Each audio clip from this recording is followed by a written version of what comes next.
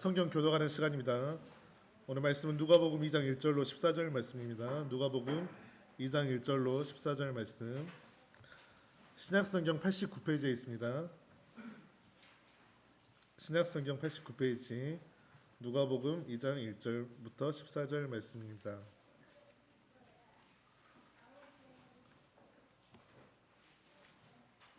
네, 다 찾으셨으면 저랑 한 절씩 교독하겠습니다.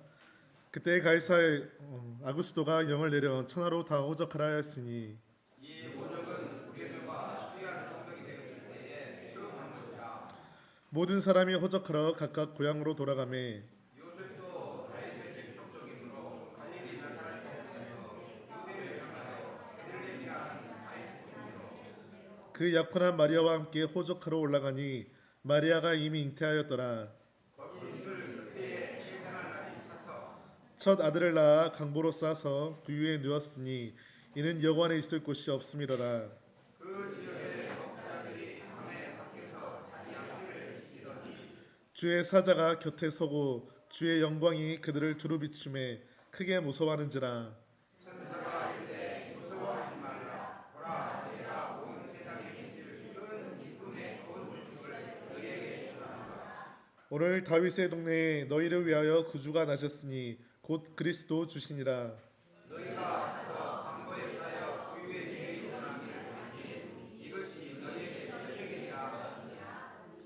호련히 수많은 천군이 그 천사와 함께 하나님을 찬송하여 이르되 지극히 높은 곳에서는 하나님께 영광이요 땅에서는 하나님이 기뻐하시는 사람들 중에 평화로다 하니라. 아멘. 오늘 말씀 너희를 위하여 구주가 나셨으니 곧 그리스도 주시니라 제목으로 담임 목사님께서 말씀 선포하시겠습니다. 잠깐 기도하겠습니다.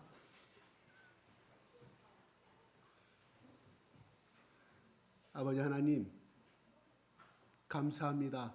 오늘은 2000년 전에 이 땅에 태어나신 당신의 아들 예수 그리스도의 기념, 탄생을 기념하는 예배입니다. 하나님, 이 시간에 우리 한국의 곳곳에서 저 시골에서부터 대도시까지 곳곳에 드리는 이 예배를 하나님께서 기쁘게 받아주시고 하나님 영광 받아 주시옵소서.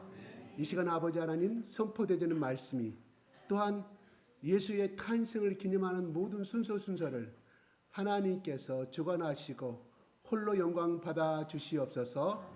예수 그리스도 이름으로 기도드리옵나이다. 아멘. 반갑습니다.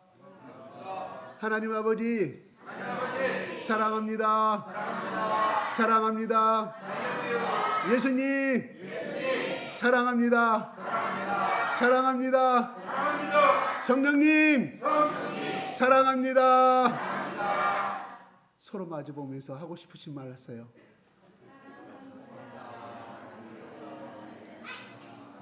잘 오셨습니다. 네, 환영합니다. 네.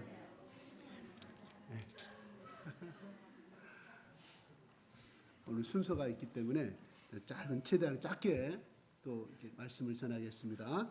네. 이스라엘 나라에서는 옛날부터 옆집에 아기가 태어나면은 그 집안 사람뿐만 아니라 모든 친척들이 와서 이웃들이 와서 축하해주는 그러한 간습이 있었어요. 그게 전통이고 지금도 이스라엘 나라는 그렇게 하고 또 우리나라도 아름다운 미덕이죠. 예전엔 지금은 많이 사라졌지만 오늘 우리가 예수님께서 태어나신 날로 우리 기념을 하고 있습니다. 사실은 예수님이 탄생하신 날은 컴퓨터로 입력해서 구약에 나오는 거 역사적인 사건을 다 대비해서 하게 되면은 과학적으로 성경이 나오지 않았지만은 BC 6년 5월 14일 이래요. 그러니까 오늘 우리가 탄생을 기념하는 날은 보통 우리 개념으로서 한겨울에 태어났다고 생각할 수 있겠죠.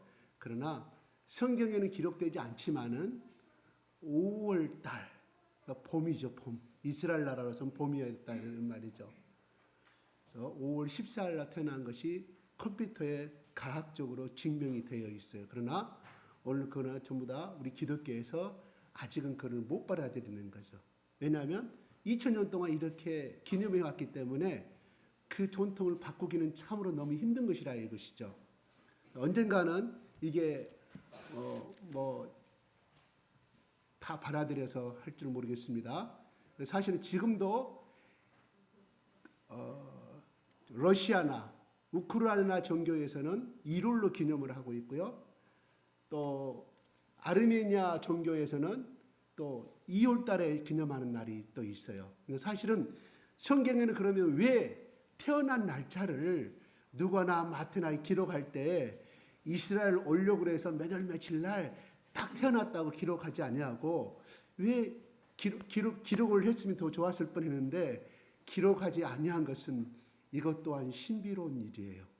하나님의 그는 영역이다. 우리 인간이 그걸 막 풀려고 하면은 서로 논쟁이, 지금도 논쟁이 있어요. 가톨릭과 기독교와 그리스 종교에 또 지금 현재는 그리스 종교 있잖아요. 그리스 나라 거기 또 러시아나 우크라이나의 또 종교에 이런 다 이 다툼이 좀 있습니다. 그러나 그것은 중요한 것이 아니기 때문에. 그래서 우리 돌아가신 아버지가 우리 부모님이 몇 월 며칠 날 태어났다, 한 달 전이다, 2달 전이다, 이거 자체는 사실은 중요한 것이 아니거든요. 지역적인 문제라 이런 말이에요. 그래서 어떤 교회에서는, 어떤 교회가 아니라 어떤 특정한 정파에서는 12월 25일은 옛날에 BC 로마 시대 때에 태양신을 숭배하던 절을 이렇게 그 당시에 콘스탄틴 황제가 기념을 하라고 명령을 내린 것이다고, 이렇게 사실은 그것이 맞아요. 그렇기 때문에 태양신을 섬기는 날 예수 그리스도를 탄생을 기념하는 것은 이단이다, 이렇게 많은 특정 종파에서 이야기를 합니다. 그렇지만 그거는 그렇다는 것만 아시고 그것이 중요한 것은 아니라 이런 말이에요. 우리 아버지 생일을 2월 달인데 3월 달에 했다고 불효자식이라고 한 사람이 있습니까? 없죠. 그건 중요한 것이 아니라 이런 말이에요. 하나님께서 그것은 이 성경을 기록한 제자들과 또 이 저자들에게 그것을 하나님께 가르쳐 주지 아니하신 것은 그냥 하나님의 신비요 하나님의 비밀의 영역이다, 이렇게 생각하시면 가장 맞을 것 같습니다. 아멘. 네. 오늘 보면은 가이사 아구스토가 로마에 항저를 썼을 때 전 로마의 제국의 식민지하에 있던 모든 식민지 국민들에게 너희들 전부 다 호적을 하라고 명령을 내릴 때 있었습니다. 그래서 이 마리아와 요셉도 갈릴리 나사렛 총구석에서 이렇게 성장을 하다가 이게 예루살렘으로 전부 다 호적으로 올라갔을 때 하필이면 그때가 9월이 다 된, 만삭이 다 된 상태였다, 이런 말이에요.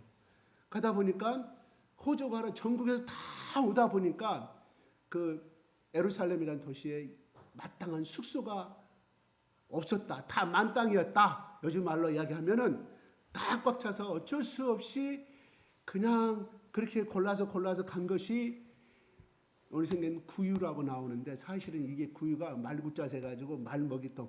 그 당시는 말을 키우는 것은 상당한 잘 사는 사람들이 말을 키우는 곳이었다, 이런 말이에요. 그래서 학자들은 이거를 말 구유가 아니라 양들이나 염소들이 먹을 수 있는 그러한 우리의 어떤 먹이통이었다 하는 것이 역사학자들의 대부분 정설입니다. 그러니까 우리가 생각할 때 말이 먹는 먹이통에서 태어났다 생각하지 마시고 일단은 그냥 누추한 곳에 태어났다, 이렇게 개념으로 받아들이면 해석이 될 것 같아요. 그래서 보면은 이제 요셉도 다윗의 집 족속이므로 갈릴리 나사렛 동네에서 유대를 향하여 베들레헴이라는 다윗의 동네로 올라가게 되는 것을 나오게 됩니다. 그 다음에 누구랑 가게 되냐면 3절에 4절에 5절에 그 약혼한 마리아와 함께 호적하러 올라가니 마리아가 이미 잉태되었다고 성경은 기록하고 있습니다. 그래서 6절에 보면 거기 있을 때 해산할 날이 다 차서, 그러니까 만 9개월이 됐다, 이런 말이 되겠죠.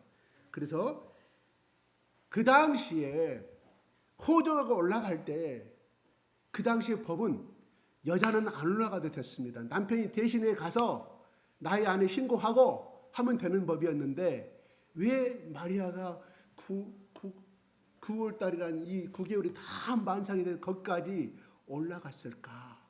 갈릴리 나사렛에서 예루살렘 가기는 상당히 먼 곳입니다. 갈릴리 나사렛은 저 북쪽에 있어요. 요새 지금 막 사건 생기잖아요. 거기와 비슷한 북쪽. 그다음에 이 베들레헴은 예루살렘은 남쪽에 있는 상당한 많은 거리를 수일 동안 걸어와서 왜 등록을 했었을까요 하는 거, 왜 따라왔을까요 하는 거. 이것은 성경에 예언된, 성경에서 예언된, 누가 앞으로 예수 그리스도가 다윗 후손 태어나는데 베들레헴에서 태어날 것이라는 것을 성경에 예언되어 있기 때문에 그 예언을 이루기 위해서 마리아가 요셉이 간 것은 아니고 하나님께서 그러한 어떠한 빛이 보달 환경을 이루셔서 가게끔 만들었다.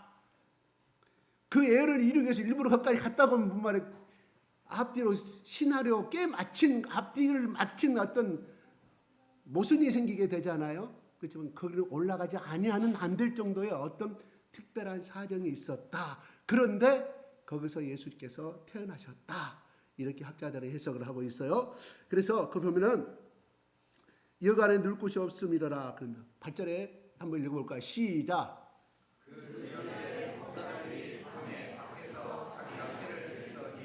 예, 목자들이 베들레헴에서 부근에서 양을 많이 셨다고 그래요. 왜냐하면 베들레헴과 예루살렘은 가까운 곳이었어요. 왜냐하면 왜 특별하게 베들레헴에서만이 양을 쳤냐 하면은 그때 당시에 많은 이스라엘 백성들과 제사장들이 예루살렘 성전에 제물을 바치려고 하면은 양이 필요했거든요. 양. 그래서 특별하게 거기에서는 성전에 바쳐야 될, 제사로 바쳐야 될 양들이었기 때문에 베들레헴에서 특히 많이 양을 쳤다고 그래요. 거기서 양 목자들이 잠을 자고 있었는데, 지키고 있었는데, 그래서 만약에 우리 개념으로 따지면 이스라엘 나라의 겨울에 예수님이 태어났다고 하면 목동들은 들판에 잘 수가 없었다 이거예요. 왜냐하면 너무 춥기 때문에. 그래서 5월설이 딱, 여러분 뭐 6월절이요 계산 다 해보니까 5월 14일로 나와요. 내 말이 아니고 학자들이 지금 다 과학자들이 계산한 방식입니다. 그래서 그때 따뜻한 봄이었기 때문에 들판에서 그렇게 목동들이 잠을 잘 수 있었다, 지킬 수 있었다, 이렇게 이야기를 합니다. 그때 그러한 상황 가운데 있었을 때, 지키고 있었을 때, 잠을 잘 때가 아니라 지키고 있었을 때 누가 나타납니까? 9절 시작.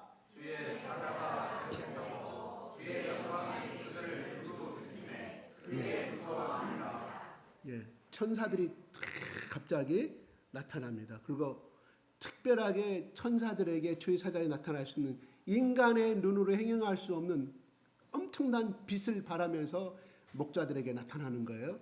쉽게 해서 목동들입니다. 나타나서 어떻게 해요? 그들을 두루 비침해.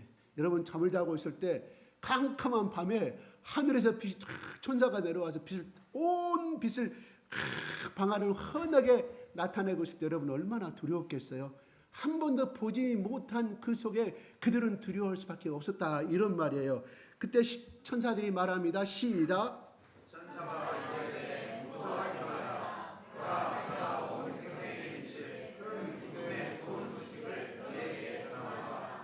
온 백성에게 미칠 큰 기쁨의 좋은 소식을 너희에게 전한다고 말합니다.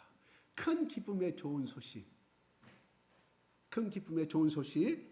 그러면서 그 다음에 이 큰 기쁨의 좋은 소식은 뭐냐? 11절에 시작.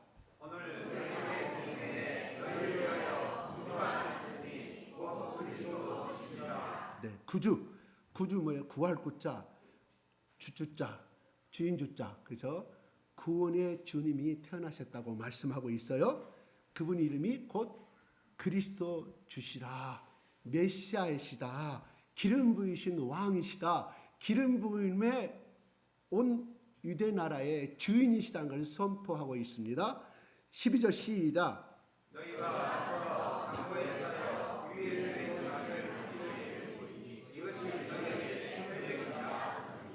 그러면서 장소를 가르쳐 줍니다. 야, 어디에 가면은 아기가 태어났는데 너희가 그 아기를 볼 것이다. 어떻게? 포자기에, 아기 낳았을 때 쓰는 포자기, 직포, 직물에 쌓여 있는 아기를 보게 될 것이다. 이것이 너에게 표적이라고 말합니다. 증거다고 말합니다. 그러면서 13절에 그 말을 한가 동시에 또 어떤 장면이 나타납니까? 시작.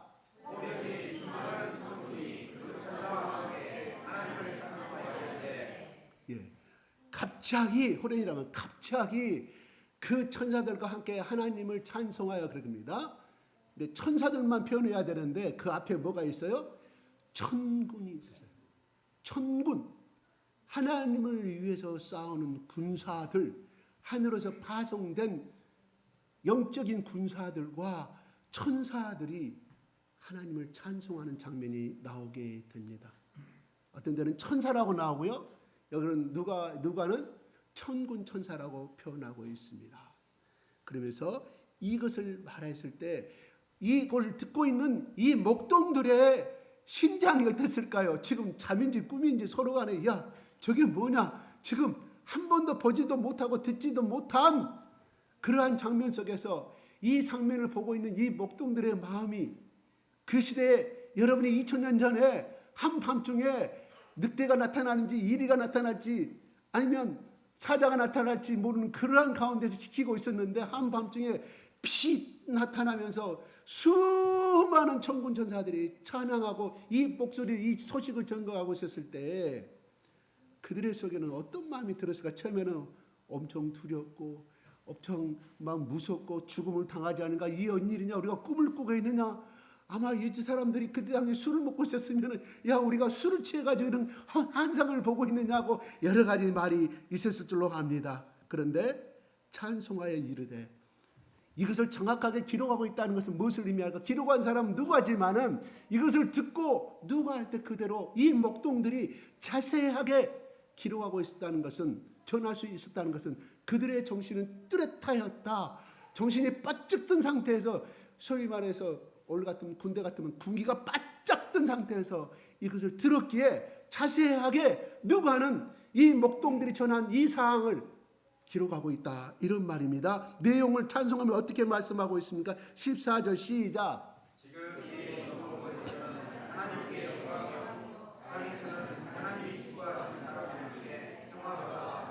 천군천사들이 너무 좋아가지고 너무 좋아서 지극히 높은 곳에는 하나님께 영광이라고 말합니다. 지극히 높은 곳 어떤 곳이요? 바울이 간 우리가 보이는 저 하늘이 아니라 우리가 보이는 건 전 1차원적인 세계거든요.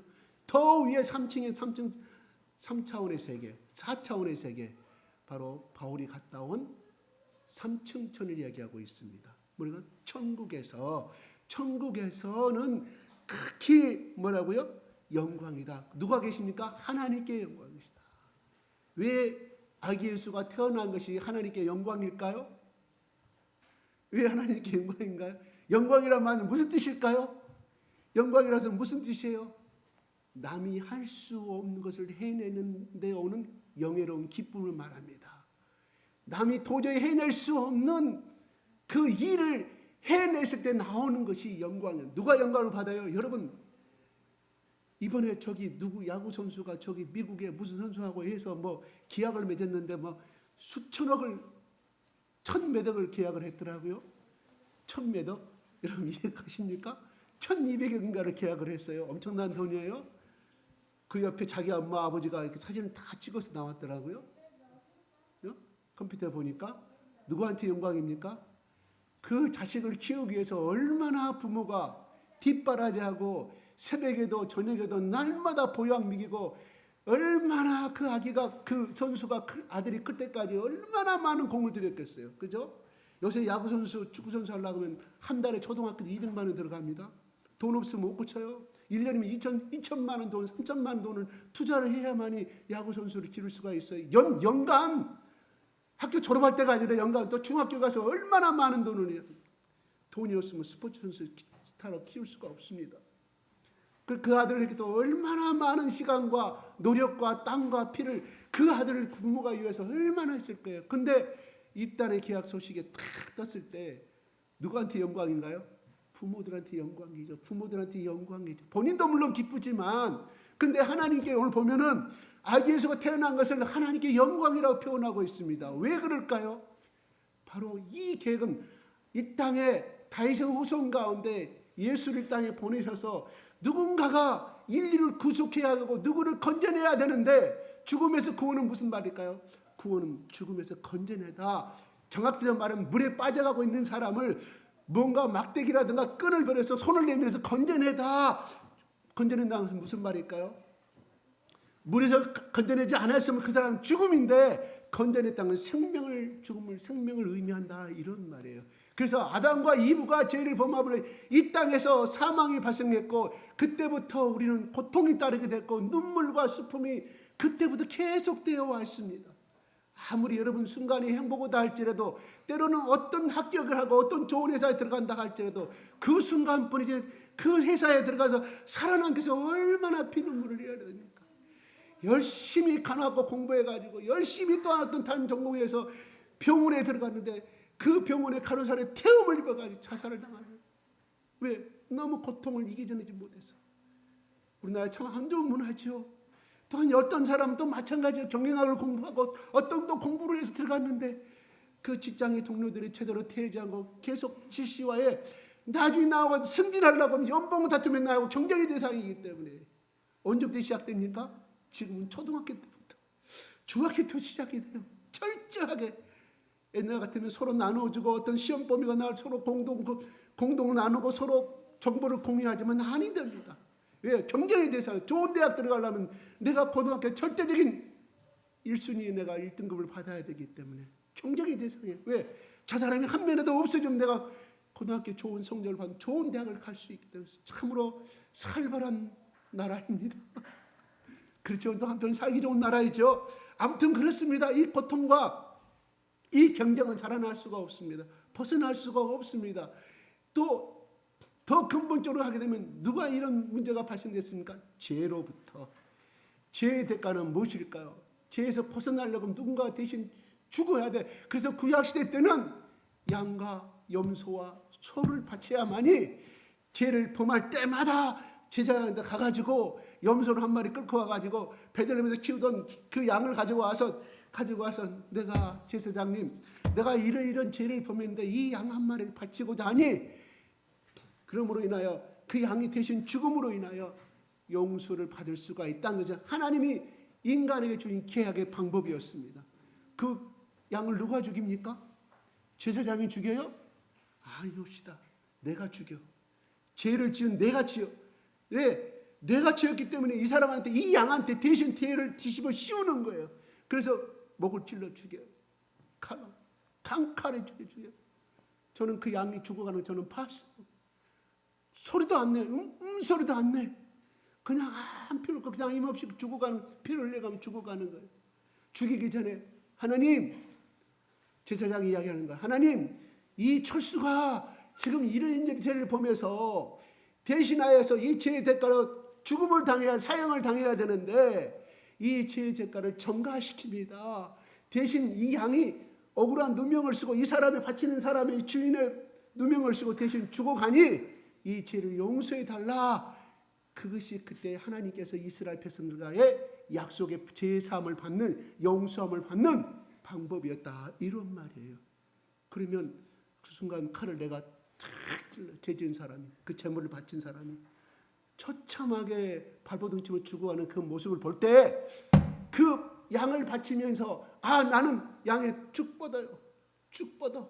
그럼 나는 죄의 대가는 나의 죄를 용서를 받았어. 하나님께 너희 죄를 용서를 받았느니라. 쉽게 말하면 너는 지옥 가야 되는데 천국 가신 자격을 얻게 되는 것이 그 당시 이스라엘 나라의 방법이었습니다. 하나님이 인간에게 주신 죄의 속죄의 방법이었다, 이런 말입니다. 그러므로 처참하게 죽어가는 양의 모습을 보고 죄 지은 사람이 다시는 내가 저 죄를 범하지 않아. 내 죄 때문에 저 죄 없는 양이 죽어가는, 팔팔팔 떨어 죽어가는 그 모습을 보고 죄를 짓지 않게 됨을 교훈을 삼기 위해서 하나님께 주신 방법이었다, 이런 말입니다. 그러나 그는 죄를 지을 때마다 그렇게 했어야 됐습니다. 하나님이 그것을 주신 방법은 앞으로 이 땅에 예수 그리스도를 이 땅에 보내서 영원한 속죄. 속죄란 말은 무엇일까요? 속죄, 속할 속. 여러분 가끔 드라마나 보면은 내가 부모님한테 또 어떤 죄를 범해서 내가 속죄할 방법이 있으면 방법을 가르쳐 주십시오. 속죄란 말을 많이 쓰는데 뜻은 알고 있는데 대략적인 것은 알고 있는데 정확한 방법을 모르잖아요. 그거를 용서할 수 있는 방법을 가르쳐 달라.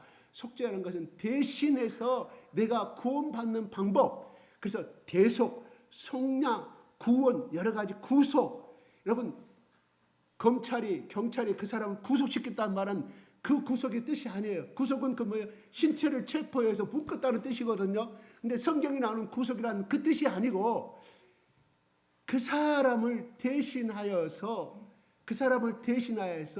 뭔가를 대가를 지불한 것이 구속이에요. 속량도 마찬가지입니다. 여러분 조선시대 때 속량문서가 있었습니다. 속량문서가 여러분 아세요? 무슨 뜻인지 처음 듣는 이야기죠.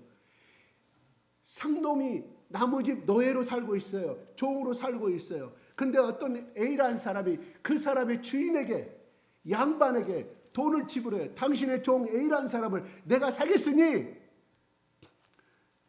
나에게 파시오. 그 제도가 조선시대에 있었다 이런 말입니다. 이스라엘 시대도 그 제도가 있었습니다. 그래서 돈을 대가를 지불하면 그 사람은 내가 이 양반이 생각할 때 그 사람을 내가 종으로 삼을 것인가, 아니면 그 사람은 평생 노예로 살아가 5대 때 6대 때 계속 그 중전할 거릴 때부터 노예로 살아가는 것이 너무 불쌍해. 근데 너무 착해. 그래서 내가 대신 돈을 주고 너는 지금부터 양반이다. 그것이 속량문서였어요. 양자는 양반 양자예요. 선할 양자예요.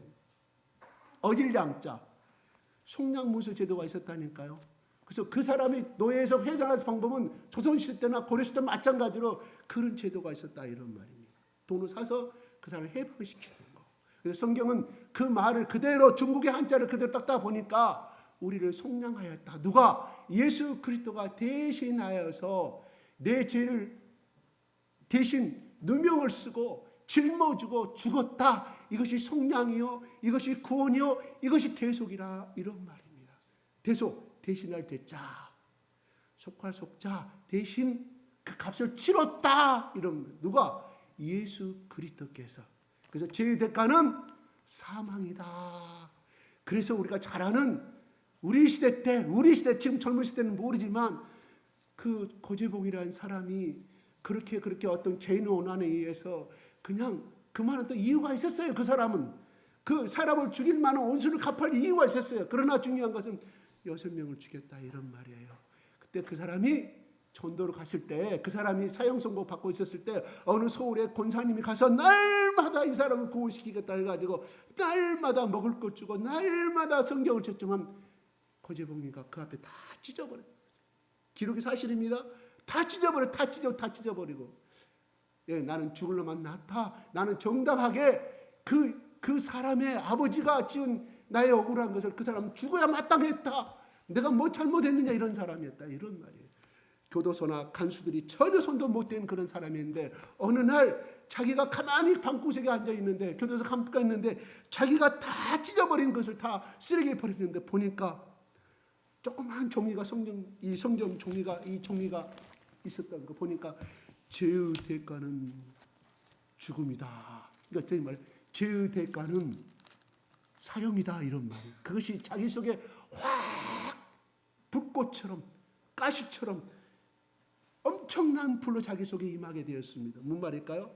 그 권사님 그 사람을 구원을 위해서 날마다 기도하다 보니 하나님께서 그 말씀을 보는 동안에 그 사람 속에 성령의 불의 역사가 일어나게 됐다 이런 말입니다. 그래서 그는 죽기 전에 성경을 신약을 10번 구약을 2번 열심히 읽고 그가 변화되어서 막 그 밥을 못 먹는 그 죄수들 또한 자기 밥을 더 덜어주면서 막 선한 행위를 하니 교도관들이 놀래가지고 또 어떻게 됐냐 들어보니까 예수를 만난 거예요. 그래서 죄수들을 모아놓고 그 고재봉이를 간증인으로 세우고, 야 나는 이랬는데 예수 믿고 나니까 나는 너무나 죄인임을 알게 됐다. 너희들도 다시는 이 교도소에서 나가면 죄를 범하지 말라 이렇게 외치면서 그가 3개월 동안에 남은 3개월, 그때는 사형제도가 빨랐습니다.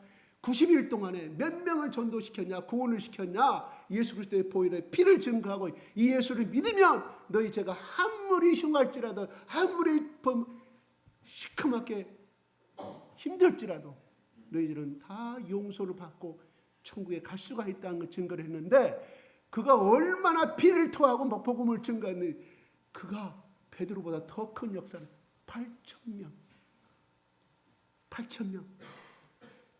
기록에 남아 신문에 남아 있습니다. 그를 변화시킨 누구일까? 바로 예수 그리스도. 그분이 이 땅에 오셨다. 누구를 위해서? 우리를 위해서. 그래서 여러분 믿음과 순종은 같은 말입니다. 믿음과 복종은 같은 말이에요. 여러분 복종 그러면 위에 사장이 말하면 위에 상사가 말하면 군대에서 말하면 무조건 복종이지만 그러나 신앙 안에서는 우리는 순종이라고 말합니다. 믿음은 순종이라고 말합니다. 무슨 말일까요? 그럼 빌립보서 2장에 나오잖아요. 그는 하나님의 아들임을 동등함을 취하지 아니하고 하나님의 말씀에 그는 모든 것을 버리고 복종하였다. 복종한 자기 일을 버렸다는 이 말이에요. 순종하고 복종한다는 머리가 자기를 비움을 이야기하는 것입니다. 믿는다는 것은 무엇을 의미하고 자기 생각을 버림을 이야기합니다. 그러므로 자기를 버리지 아니한 것은 순종이 아닙니다. 바로 하나님의 아들 예수 그리스도. 그분은 누구시냐? 천지를 창조할 때 같이 하나님과 같이 천지를 창조하신 분이다. 이런 말입니다. 여러분 마리아를 통해서 어찌하여 동침을 하지 않는데 어떻게 정녀가 아기를 낳을 수 있습니까? 이걸 믿습니까? 못 믿어요.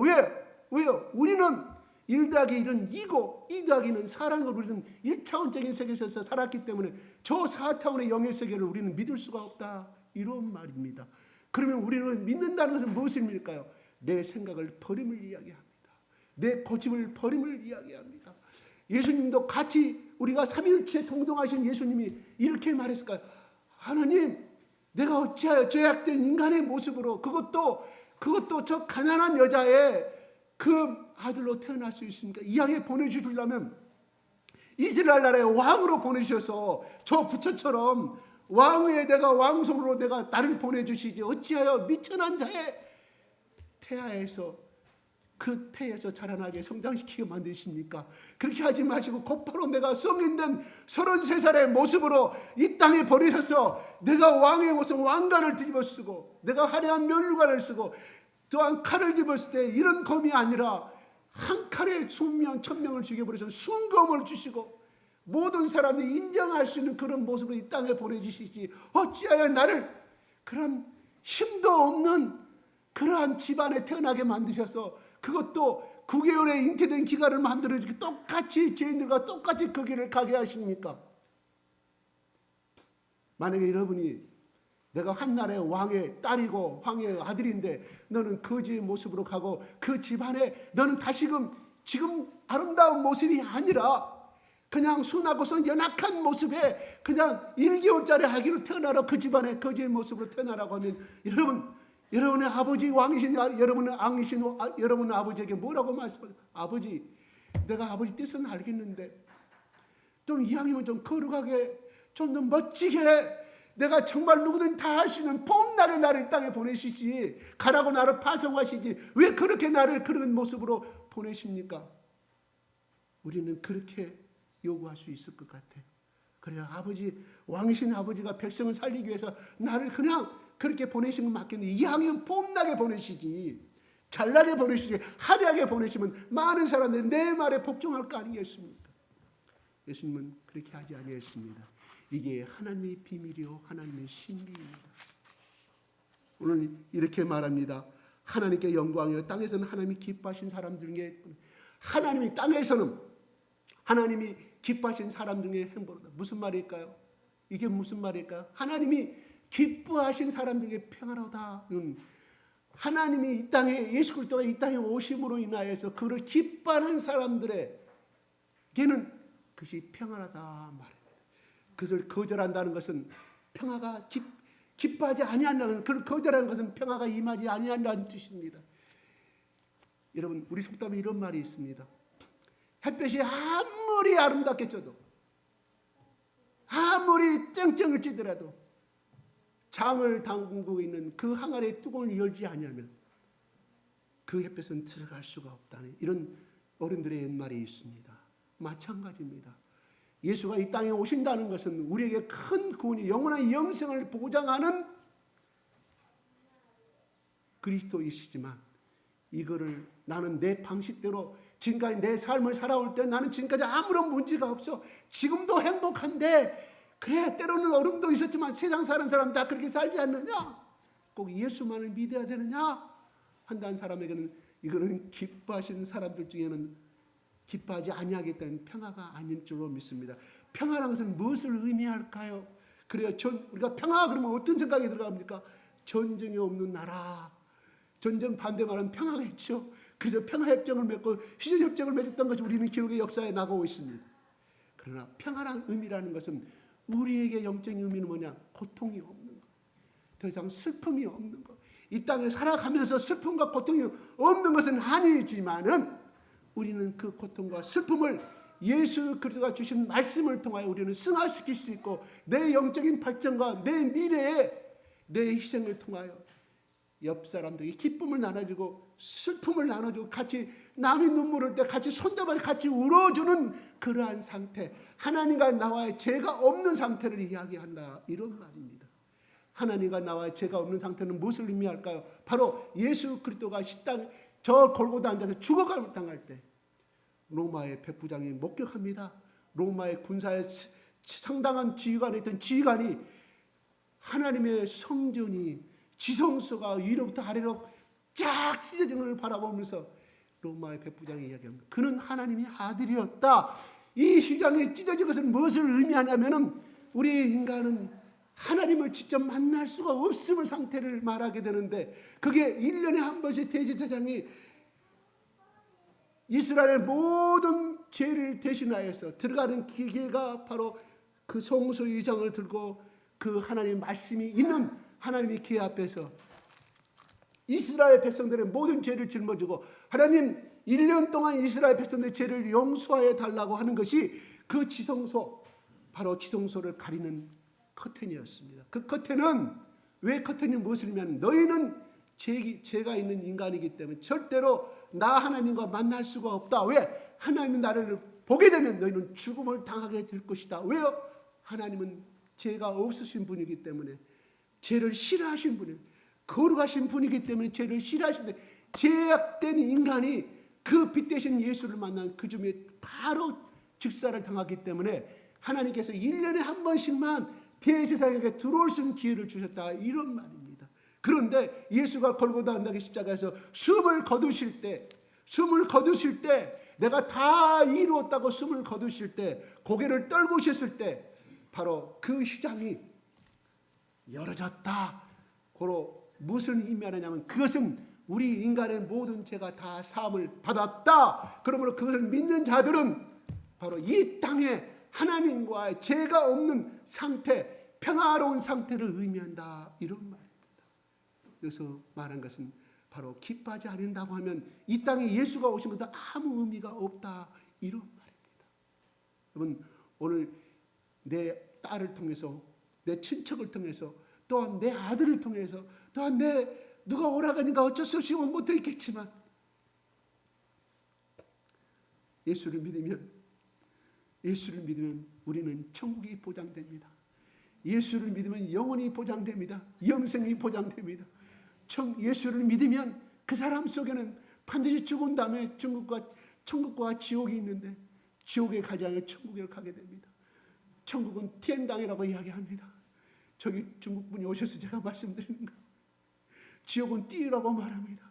제가 중국에 있을 때 중국 사람들에게 너 죽은 다음에 어디 가냐 대부분 다 이야기합니다.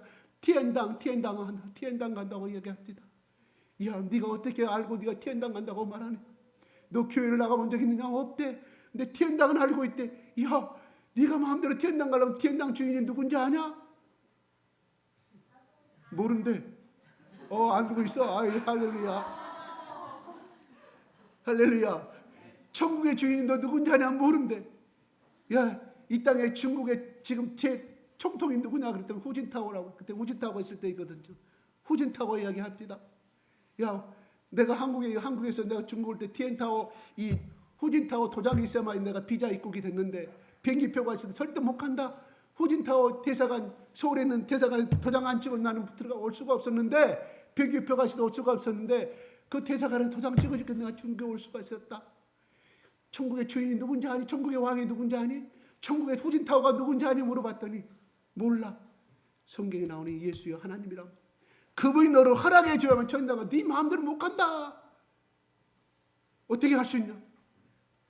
네가 예수를 믿어. 네가 지금까지 지은 죄를 다 고백하면, 예수님이 내 때문에 대신에 죽었다는 걸 네가 받아들이기만 하면 네 마음속에 성령의 하나님의 도장이 탁 찍혀진다. 네가 그대로 언제든 죽어도 이 비자의 도장이 탁 찍어진, 대사관 도장이 찍어져 있기 때문에, 천국 대사관 도장이 찍어져 있기 때문에 너는 언제든 천국 갈 수 있다. 너 돈 벌고 싶니? 좋은 여자 만들고 싶니? 복 받고 싶니? 중국 사람 참 복을 좋아합니다. 무지무지하게 좋아해요. 그래서 중국이 자산가 모르겠습니다. 그래서 제가 신앙 고백을 그 사무실에 앉아서 바로 그 자리에 두 사람 무릎 꿇고 나랑 같이 무릎 꿇고 내가 영접 기도 시켜서, 내가 하시는 게 아니죠. 하나님이 하시는 것이죠. 그렇게 해서 많은 사람들을 천국 보내고 왔습니다. 천국 간다는 것이 아니라 그들은 천국은 이미 보장이 된 것이죠. 마찬가지입니다. 오늘 여기서 내가 그것을 믿어지지 아니하지만, 왜요? 보이지 않는 것이잖아요. 4차원의 세계가 어떻게 보여집니까? 아인슈타인이 얘기한 천국은, 우주는 정유인면체로 됐다고 그래요. 우리가 봤습니까? 정유인면체였다는 것이. 천문학자들 이야기해요. 아인슈타인이 증명한 그 논리를 말한 것이 아직도 증명하지 못한 것이 오늘도 많이 있다, 이런 말입니다. 그런데 아인슈타인은 불이 보이지 않는 3차원의 세계 고수학을 이용해서 말씀하고 있습니다. 마찬가지로 오늘 여기 나오신 분, 그래요, 내가 지금까지 살아온 거, 우리 할아버지 죄, 우리 증조할아버지 죄, 그 죄는 반드시 자손들에게 승계됩니다. 아닌 것 같아요? 성경은 그렇게 나와 있잖아요. 나를 미워하는 자는 출애굽기 19장에 내가 3, 4대까지 저주를 내린다고 말씀했습니다.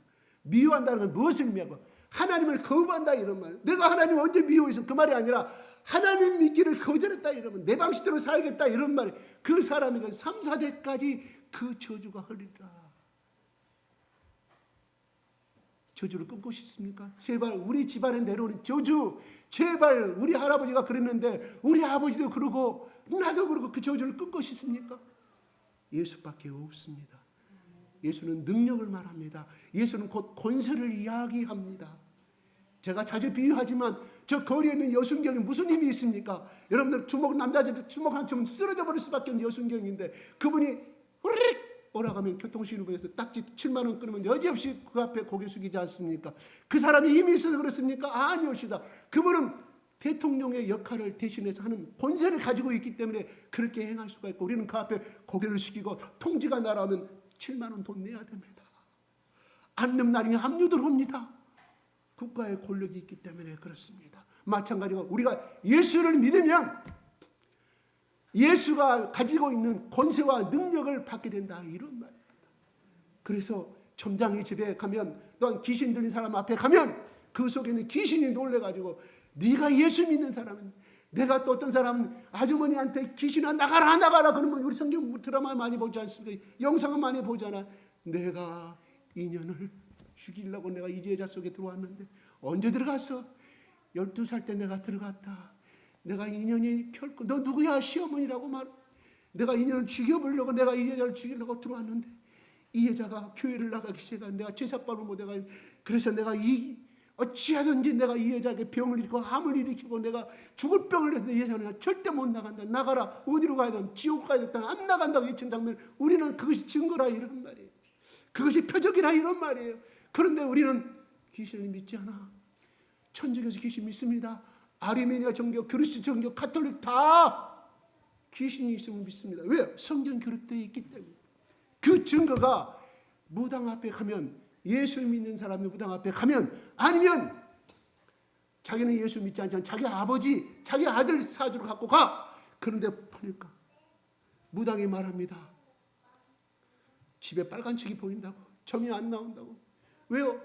그 아들이 믿고 있는 성령의, 귀신보다 더 큰 성령이 들어있으니 귀신이 못 알아보는 거죠. 못 들어가는 거예요. 그 아들 속에 들어가야 알 게 있는데. 이게 그것이 표적이라, 이런 말입니다. 하나님이 계신 표적이라, 이런 말. 그게 지옥이 있다는 표적이란 말입니다. 천국이 있다는 표적이라, 증거라, 이런 말입니다. 입으로 고백하면 다 천국 갈 수 있어요. 뭐 돈 달라고 그럽니까? 뭐 집을 사달라고 그러니까 아니요, 내 입으로 그것이 확실히 믿어지지 아니하지만 그래도 한번 믿어보겠다. 무슨 말? 내가 순종은 뭐라고 그랬어요? 복종은 자기를 비워놓는다. 자기 생각을 비운다는 것입니다. 그래, 내가 한번 믿어보자. 그래, 2000년 전에 예수 그리스도가 내 죄 때문에 십자가에 대신 죽었기 때문에 그걸 믿기만 하면 내 모든 죄가 용서함을 받구나. 그래, 한번 믿어보자. 고백하면 여러분들 속에 그때부터 복이 임할 줄로 합니다. 그때부터 여러분이 성령이 임하게 되고 여러분의 자식들 때문에 고민하는 사람들 많을 줄 압니다. 예수 믿어보세요. 예수 믿은 자식이 문제 해결됩니다. 어릴 때부터 복음을 잘 가르쳤으면 그 아이가 절대 빗나가죠. 때로는 목사 아들도 많이 빗나가다가 어릴 때 받은 그 복음이 있기 때문에 다시 돌아오는 역사를 우리는 많이 보게 됩니다. 우리 의지로 복 받으려고 노력하면 힘들어요. 힘들어. 왜요? 자기가 믿고 있는 신앙 있잖아요. 자기가 믿고 있는 민속신앙. 큰아들 방에 머리맡에 부족을 넣고 큰아들 방에다 뭘 넣고 딸 앞에 뭘 넣으면 된다는 그것도 하나의 신앙이잖아요. 그게 무엇을 의미하냐면 하나님을 대적하는 행위입니다. 그래서 우상을 섬기는 사람 집안 치고 잘 되는 집안은 없어요. 그 저주가 계속 잠깐은 잘 살 수 있지만 보세요. 잘 사는 사람 집안 보세요. 우상을 섬기는 보세요. 잘 사는 것 같지요. 큰아들 문제 있습니다. 그 자식에 문제 있어요. 유전병이 있어요. 조상들이 지은 죄가 있다. 물론 다 그런 건 아니에요. 어쩔 수 없는 내려오는 그 병은 어쩔 수 없는 유전적인 건 어쩔 수 있지만 그렇게 귀신이 역할한다 이런 말입니다. 제가 그 피부가 완전히 다 시커머니 완전히 예수를 믿어도 시커하고 완전히 집안이 우환이 떠나질 않아. 중요한 건 그 사람 속에 예수를 믿었기를 믿었지만 그냥 명찰에 훈장 단 것처럼 생명이 없는 예수를 믿었기 때문에 생명이 예수란 그 능력이 나타나지 아니한. 그래서 우리 같이 다 외쳤습니다. 귀신아 물러가라 같이 외쳐서. 그때 귀신이 나가니까 귀신이 뭐라 너 언제부터 들어갔냐. 이 아이 뱃속에서 들어갔다고. 사실이 아닌지 모르죠. 그가 그렇게 고백하니까 나는 거죠. 다 같이 예수라 밀려나가. 이 피부병을 입은 더러운 귀신아 떠나갈지어다. 떠나갈지어다. 못 나가. 나가. 못 나가. 나가. 나가. 악 소리를 주고 나갑니다. 성경에 그게 기록되어 있잖아요. 그러면 그 성경에 예수만이 그러냐. 예수가 그랬습니다. 나보다 더 큰 일을 행할 사람들이 많이 있을 것이다고. 나보다 더 큰 일. 오늘날 믿음의 사람들 통해서 귀신이 물러가고 병마가 낫고 암이 쫓겨나간 상황은 너무나 우리는 많이 보고 있잖아요. 그것은 표적입니다. 그건 증거입니다. 그래서 2000년 전에 예수께서 행하신 모든 일들이 오늘날 우리 믿음의 사람들을 통해서 나타난 역사를 통해서 그 당시에 누가가 기록하였고 마태가 기록하였고 이 성경의 모든 것이 사실이구나 하는 증거를 해준다. 역사적인 증거를 말씀해 주고 있다. 이런 말입니다. 35분이 됐습니다. 자, 마치겠습니다. 잠깐 제가 그림 하나 좀 보시고, 왜냐하면 우리 주일학교 애들에게 꼭 저는 이 그림을 하나씩 심어주고 싶은 거예요. 잘 아시죠? 잘 아시죠? 누가 지었어요? 밀레가 이삭 줍는 여인 다 배웠어요. 그죠? 여기 잘 보면은 두 여인이 이삭을 줍고 있고요. 한 사람은 허리를 펴서 이 줄기를 잡고 있습니다. 여러분 들판에 지금 이삭이 있습니까? 눈에 보입니까? 이 당시에 프랑스 이야기하거든요. 밀레가 1857년에 이걸 만들었어요. 그런 그림을 그렸는데 다 주인이 저기 보면은 저 말 탄 사람 보입니까? 보여요? 저 위에 이 여인 위에 저기 말 하나 보입니까? 저기 보여요? 안 보여요? 믿음의 여인들은 보일 것이다. 보일지. 이삭을 짓고 있는 이미 다 저 주인이 이 밭의 주인이에요. 밀밭의 주인이라 이런 말이에요. 종들을 시켜서 싹 수확이 끝났어요. 거기에 이삭들이 떨어졌을 거 아니에요. 미랄들이 그러니까 그 당시에 못 벌던 가난했던 이 여인들이 와서 이삭을 줍고 있어요. 가난한 여인들이. 그 모습을 밀레는 기리고 있어요. 밀레는 자기가 그림을 그릴 때 너무 자기도 가난함의 출신이에요. 농촌 출신이에요. 그래서 물감이 없어가지고 남에게 구해서 또 남에게 동냥받아서 그림을 그렸다고 그래요. 그래가지고 여기에 와서 그림을 그리고 있었을 때 저 모습을 자기 속에 자기 아픔으로 다가온 거라 이런 말이에요. 만약에 밀레가 부자 사람 귀족의 아들로 태어났다고 하면 이런 그림은 자기가 화려함의 세계만 봤기 때문에 이 가난한 여인들의 이 아픔을 이해할 수 있었을까요? 같은 동지감을 느꼈다 이란 말. 그 아픔으로 이 여인의 그림을 그렸다. 왜? 이 이삭을 추석하면 집에서 기다리고 있는 자기 애들 젖 먹는 아이, 또한 자기를 이 하루 세끼를 기다리고 있는 자녀들을 먹이기 위한 이 여인들의 간절한 마음이 얼굴 표정은 나오지 않았지만 이 전원의 풍경을 통해서 밀레는 그리고자 했다 이런 말입니다. 그래요. 예수님이 왜 하늘의 왕자이면서 왜 인간의 지약된 모습으로 가난한 목수의 아들로 오게 됐냐 하면은 바로 우리의 아픔을 이해하기 위해서, 우리의 경험을 그는 하였기에 지금도 하나님 보좌 우편에 앉아서 우리가 고통당할 때, 우리가 자식 때문에 눈물 흘릴 때, 내 인생을 팔자 소관을 나가고 운명하고 타담을 울고 있을 때 하나님께서 그 모습을 보신다 이런 말입니다. 다만 우리 눈에 보이지 않을 뿐이지 하나님은 다 지켜보고 계십니다. 그래서 예수님이 올라가신 다음에 보혜사 성령님을 이 땅에 보내셔서 오늘 여러분들이 우연히 온 것 같지만 성령님이 마음을 여러분 움직여가지고 사랑하는 딸아, 사랑하는 아들아, 이제 네 방식대로 연애하고 살았지, 네 사고와 네 철학대로 네 연애하고 살았지, 이제 나랑 같이 연애 한번 해보자. 신랑 되는 예수, 네 인생을 내가 책임져 주겠다는 예수의 음성을 이 시간에 성령께서 우리에게 두드리고 계신 줄로 믿습니다. 누구든지 내 음성을 듣고 문을 열면 나 그 안에 들어가 살고 그는 나로 더불어 먹고 살라고 말씀합니다.